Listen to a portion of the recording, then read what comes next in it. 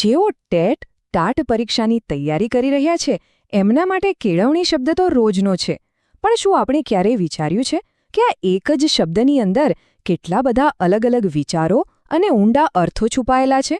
તો ચાલો આજે આપણે આને જ બરાબર સમજીએ. જુઓ, સૌથી પહેલી અને મૂળભૂત વ્યાખ્યા તો આ જ છે. કેળવણી એટલે શું? તો કે માણસનો સર્વાંગી વિકાસ, પછી એ શારીરિક હોય, માનસિક હોય કે બૌદ્ધિક, દરેક પાસાને આવરી લેતી પ્રક્રિયા. એકદમ સીધી સરળ વાત છે, બરાબર ને? પણ શું વાત ખરેખર આટલી જ સિમ્પલ છે?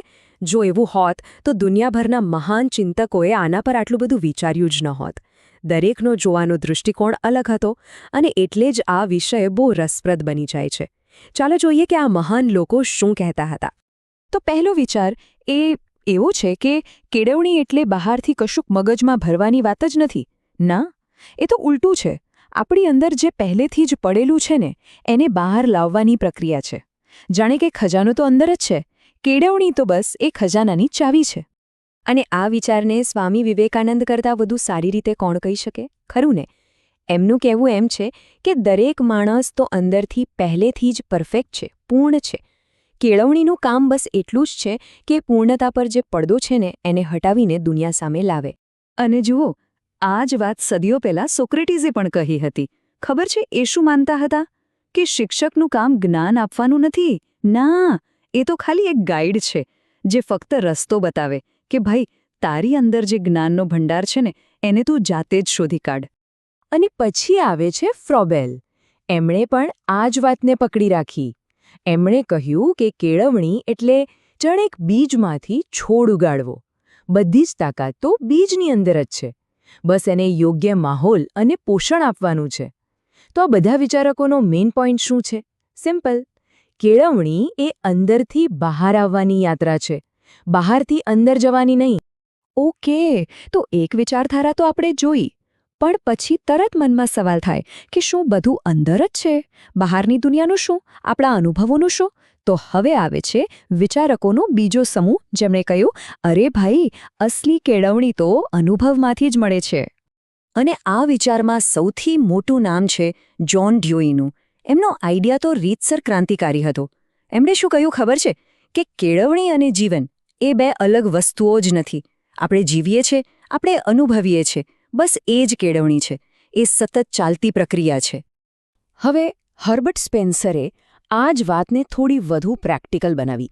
એમણે કહ્યું કે ભાઈ કેળવણીનો હેતુ શું? શું ખાલી ચોપડીઓ વાંચવાનો? ના, એનો અસલી હેતુ તો જીવનમાં આવતી દરેક મુશ્કેલી માટે, દરેક પરિસ્થિતિ માટે તૈયાર થવાનો છે. એકદમ કમ્પ્લીટ લાઈફ માટેની તૈયારી. હવે અહીંયા છે ને એક બહુ મજાનો નાનકડો પણ મહત્વનો તફાવત છે. ધ્યાનથી સમજજો. જ્હોન ડ્યુઈ શું કહે છે કે અનુભવ એ જ કેળવણી છે, પણ ડ્રેપર કહે છે 1 મિનિટ, ખાલી અનુભવ કરી લેવાથી કંઈ ન થાય. એ અનુભવ પર વિચાર કરવો, એનું પૃથ્થકરણ કરવું અને એમાંથી કંઈક નવું શીખવું, એ છે કેળવણી. આને કહેવાય પુનર્ગઠન. નાનો પણ બહુ જ ઊંડો તફાવત છે, ખરું ને? ઓકે, તો અત્યાર સુધી આપણે 2 રસ્તા જોયા.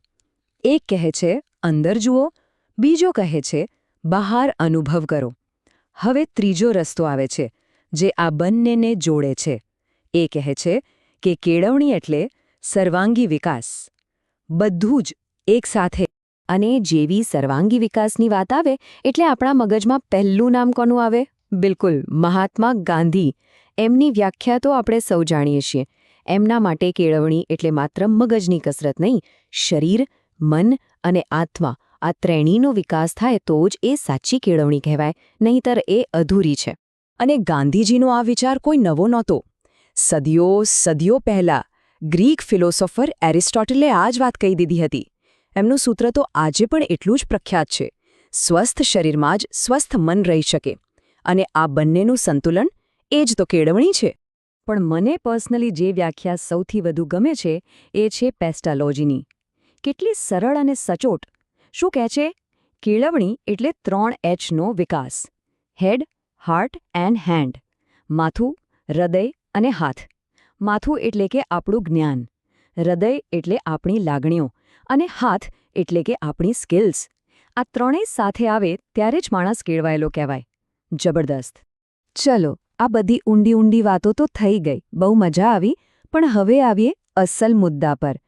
ટેટ ટાટ પરીક્ષામાં આમાંથી શું પૂછાશે? આટલું બધું કેવી રીતે યાદ રાખવું? ચલો, હવે એકદમ પરીક્ષાલક્ષી વાત કરીએ.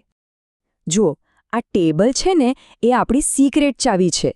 પરીક્ષામાં જ્યારે સવાલ આવે કે ફલાણી વ્યાખ્યા કોણે આપી, ત્યારે આખી વ્યાખ્યા યાદ કરવાની જરૂર નથી. બસ આ કીવર્ડ પકડી લો. સ્વામી વિવેકાનંદ દેખાય તો પૂર્ણતા શબ્દ શોધો. જ્હોન ડ્યુઈનું નામ આવે તો અનુભવ. ગાંધીજી એટલે સર્વાંગી. બસ આટલું યાદ રાખી લેશો ને તો કામ પાક્કું. અને હા, એક બહુ જ અગત્યની ટીપ. આ પરીક્ષામાં આ કોણે કહ્યું એવા સવાલો ભરપૂર આવે છે.